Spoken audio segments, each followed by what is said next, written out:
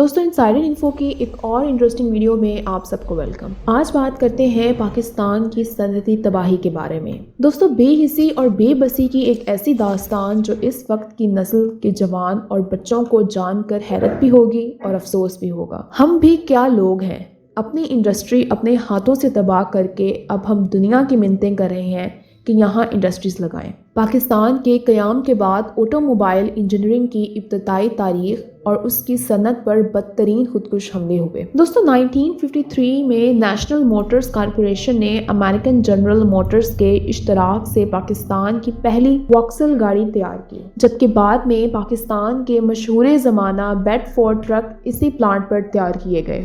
1953 میں oxide battery نے پاکستان کا پہلا بیٹری پلانٹ لگایا۔ دوستوں 1954 میں علی موٹرز فورڈ موٹرز امریکہ کے ساتھ مل کر پہلی کار، ٹرک اور اس کے بعد پک اپ ٹرک تیار کرنے کے غرض سے پلانٹ لگایا۔ 1961 میں آل ون انجینئرنگ نے پاکستان میں گاڑیوں کے پارٹس تیار کرنے کا جدید پلانٹ لگایا۔ دوستوں اس کے بعد 1962 میں وزیر انڈسٹریز نے اٹالین لیمریٹا اسکوٹرز کمپنی کے اشتراک سے پاکستان کا پہلا اسکوٹر تیار کیا۔ دوستوں 1962 کی ہی اگر بات کریں تو اس میں ایک بار پھر گندھا والا انڈسٹریز امریکن جیپ کمپنی کے مختلف ماڈل اسپیئرز جس میں CJ5، CJ6، CJ7 ملک میں پہلی بار تیار کی گئی۔ اس کے بعد 1963 میں جنرل ٹائرز کراچی کا پہلا ٹائروں کا پلانٹ جرمنی کے تعاون سے قائم کیا گیا۔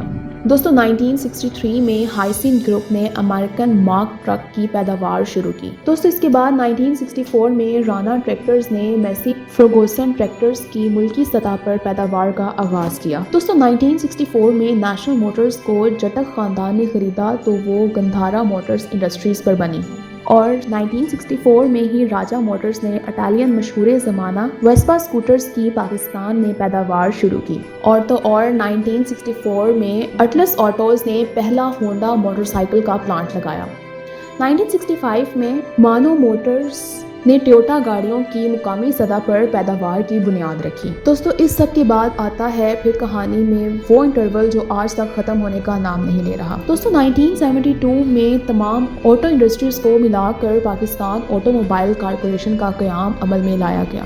دوستو لیکن اب علی موٹرز کو عوامی موٹرز، وزیر اعلیٰ انجینئرنگ کو سندھ انجینئرنگ، ہارون انڈسٹری کو ریپبلک موٹرز، گندھارا موٹرز کو نیشنل موٹرز، کنڈاولا موٹرز کو نیا روڈ موٹرز، ہائسن کو مارک ٹرک کا نام دیا جاتا ہے، جبکہ رانا ٹریکٹرز کو ملر ٹریکٹرز کا نام دے کر پاکستان ٹریکٹر کارپوریشن کا ادارہ قائم کیا گیا۔ دوستو معذرت کے ساتھ بھٹو صاحب بھی کسی کے منصوبہ پر اپنی تختی لگاتے رہے، جس کی بدولت آج تک ہماری صنعت مکمل بحال نہیں ہو سکی۔ اگر یہ تمام ادارے اپنے اصل مالکان کے پاس ہوتے تو آج پاکستان کے اپنے برانڈ لانچ ہو چکے ہوتے۔ آج ہمارے ملک کی بند گاڑیاں، موٹر سائیکلز، ٹریکٹرز دوسرے ممالک کی سڑکوں پر نظر آتے ہیں، بالکل ایسے جیسے ٹاٹا اور مہندرا کی پروڈکٹس دنیا اور افریقہ میں نظر آ رہی ہیں۔ دوستو بھٹو نے 31 صنعتی unit, 13 bank, 14 insurance companies, 10 shopping companies اور 2 پیٹرولیم کمپنیز سمیت بہت کچھ نیشنلائز کر دیا۔ دوستو اس کے علاوہ Steel Mill Corporation of Pakistan, Karachi Electric, Gandhara Industries, National Refiners, Pakistan Fertilizers, Indus Chemicals and Industries, Akash Foundry, Pakistan Steels, Habib Bank, United Bank, Muslim Commercial Bank, Pakistan Bank, Bank of Bahawalpur, Lahore Commissioner Bank, Commerce Bank, Adamjee Insurance, Habib Insurance, New Jubilee Pakistan, Pakistan Shipping, Gulf Steel Shipping, Central Iron اور ان جیسے کئی اداروں کو ایک ہی حکم کے ذریعے ان کے جائز مالکان سے چھین لیا گیا۔ دوستوں مزدوروں اور ورکرز کو خوش کرنے کے لیے سوشلزم کے نام پر ایک واردات اس بےہودہ طریقے سے کی گئی۔ شروع میں کہا گیا حکومت ان صنعتوں کا صرف انتظام سنبھال رہی ہے، جبکہ ملکیت اصل مالکان ہی رہیں گے۔ پھر کہا گیا ان صنعتوں کی مالک بھی حکومت ہے۔ پہلے کہا گیا کسی کو کوئی زر تلافی نہیں ملے گا، پھر کہا گیا دیا جائے گا، کبھی کہا گیا مارکیٹنگ ریٹ پر دیا جائے گا، پھر کہا گیا ریٹ کا تعین حکومت کرے گی۔ یوں سمجھیں ایک تماشا لگا دیا گیا۔ دوستوں مزدوروں اور مالکان کے درمیان معاملات خراب تھے اور اس معاملے کو اچھے طریقے سے بیٹھ کر حل کیا جا سکتا تھا۔ مزدوروں کی فلاح کے لیے کچھ قوانین بنائے جا سکتے تھے، لیکن بھٹو دلیپ کمار بننا چاہتے تھے۔ وہ مزدور اور کارکن کو یہ تاثر دینا چاہتے تھے کہ سرمایہ داروں کے خلاف انہوں نے انقلاب برپا کیا ہے۔ یہ تاثر قائم کرتے کرتے انہوں نے پاکستانی معیشت کو برباد کر دیا۔ دوستو، عمران خان کے مشیر رزاق داؤد کے دادا سیٹھ احمد داؤد کو جیل میں ڈال کر ان کا نام ECL میں ڈال دیا گیا، جس کی وجہ سے وہ مایوس ہو کر امریکہ چلے گئے اور وہاں تیل نکالنے کی کمپنی بنا لی۔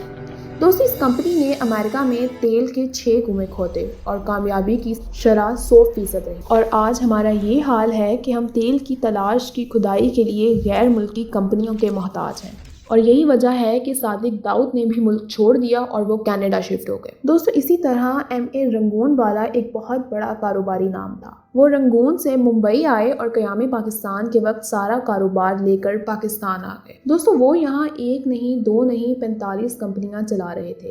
انہوں نے بھی مایوسی اور پریشانی میں ملک چھوڑ دیا اور ملیشیا چلے گئے۔ دوستو، بٹالہ انجینئرنگ کمپنی والے CM لطیف بھی بھارت سے پاکستان آ چکے تھے، اور بادامی باغ لاہور میں انہوں نے پاکستان کا سب سے بڑا انجینئرنگ کمپلیکس قائم کیا تھا، جو ٹویوٹا کے اشتراک سے کام کر رہا تھا۔ دوستو، یہ سب بھی ضبط کر لیا گیا۔ انہیں اس زمانے میں 350 ملین کا نقصان ہوا، اور دنیا نے دیکھا بٹالہ انجینئرنگ کے مالک نے دکھ اور غم میں شاعری شروع کر دی۔ دوستو، ادھر بھٹو نے صنعتیں قبضے میں تو لے لی لیکن چلا نہ سکے۔ ان اداروں میں سیاسی کارکنوں کی فوج بھرتی کر دی گئی۔ مزدور اب سرکار کے ملازم تھے تو کام کرنے کی کیا ضرورت تھی؟ نتیجہ یہ نکلا کہ ایک ہی سال میں قومیائی گئی، صنعت کا 80% برباد ہو گیا۔ دوستو، زرعی گروتھ کی شرح میں 3 گنا کمی واقع ہوئی، نوبت قرضوں تک آ گئی۔ جتنا قرض مشرقی اور مغربی یعنی متحدہ پاکستان نے اپنی پوری تاریخ میں لیا تھا، اس سے زیادہ قرض بھٹو حکومت نے چند سالوں میں لے لیا۔ دوستو، اسٹیٹ بینک ہر سال ایک رپورٹ پیش کرتا ہے، اور بھٹو نے 4 سال اسٹیٹ بینک کو یہ رپورٹ پیش ہی نہیں کرنے دی، تاکہ لوگوں کو یہ علم ہی نہ ہو سکے کہ کتنی تباہی ہو چکی ہے۔ اور اب حال یہ ہے کہ دنیا 40 سال سے کمپیوٹر استعمال کر رہی ہے، اور ہم آج تک ایک ماؤس نہیں بنا سکے۔ دنیا 30 سال سے موبائل استعمال کر رہی ہے، اور ہم آج تک ایک چارجر نہیں بنا سکے۔ یا اللہ پاکستان کی، پاکستان میں رہنے والوں کی غداروں سے، چوروں سے، ڈاکوؤں سے اور لٹیروں سے حفاظت فرما۔ تو دوستو، یہ تھی ہماری آج کی ویڈیو۔ امید کرتی ہوں آپ کو یہ ویڈیو پسند آئی ہوگی۔ اگر آپ ہمارے چینل پر نئے ہیں تو اپنے اس چینل کو سبسکرائب کرنا مت بھولیے گا۔ اس ویڈیو کو لائک اور شیئر بھی ضرور کریں۔